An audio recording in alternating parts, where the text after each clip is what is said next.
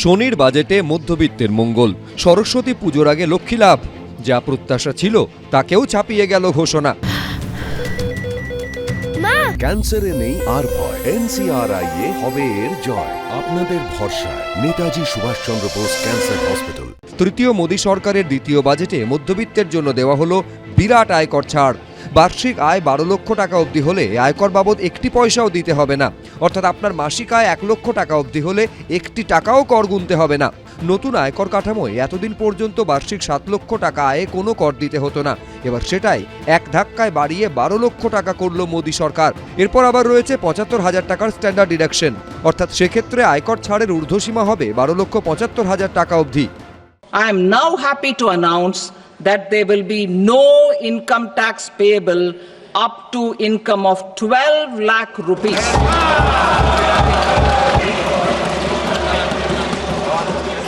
So, average income of 1 lakh per month other than the special rate income such as capital gains under the new regime. This limit will be 12.75 lakh for salaried taxpayers due to the standard deduction of 75,000. ভারতের নাগরিকদের মধ্যে 45 কোটি মধ্যবিত্ত, অর্থাৎ মোট জনসংখ্যার প্রায় 31%।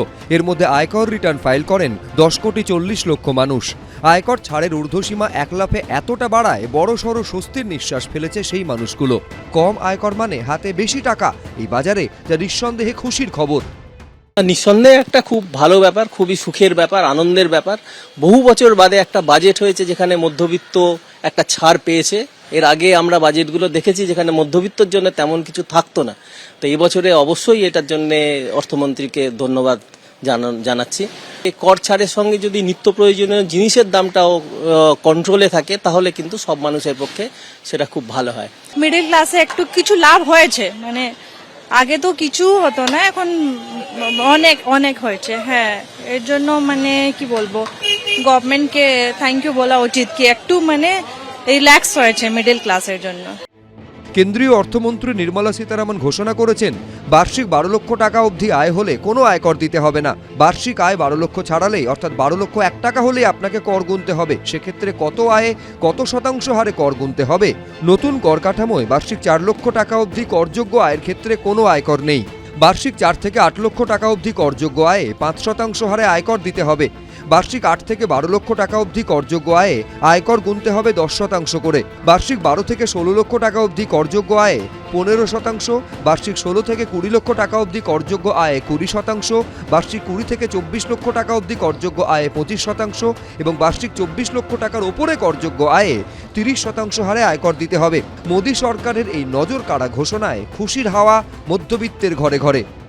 এক কথায় অসাধারণ, কারণ এরকম ছাড় হবে এটা আমরা কালকেও জানতাম না। এগুলো সমস্তটাই আমাদের এই ধরনের মধ্যবিত্ত মানুষের কাছে ইজ ভেরি মাচ হেল্পফুল এবং আমি definitely thanks to the finance minister এবং আমাদের সেন্ট্রাল গভর্নমেন্টকে যে তারা এই ধরনের সুযোগ সুবিধা আমাদের মধ্যে দিয়েছেন। आई एम हैप्पी, इससे रिलीफ बहुत होगा। मिडिल क्लास के लिए बहुत जरूरी है ये। मिडिल क्लास आज की डेट में बहुत परेशान है टैक्स के लोड से, लेकिन ये 12 लाख तक की लिमिट जो है उसके लिए खुशी का सौदा है। আগামী সপ্তাহে সংসদে নতুন আয়কর বিল আনা হচ্ছে বলেও ঘোষণা করেছেন কেন্দ্রীয় অর্থমন্ত্রী। সৌমিত্র রায়, অরিত্রিক ভট্টাচার্য, এবিপি আনন্দ।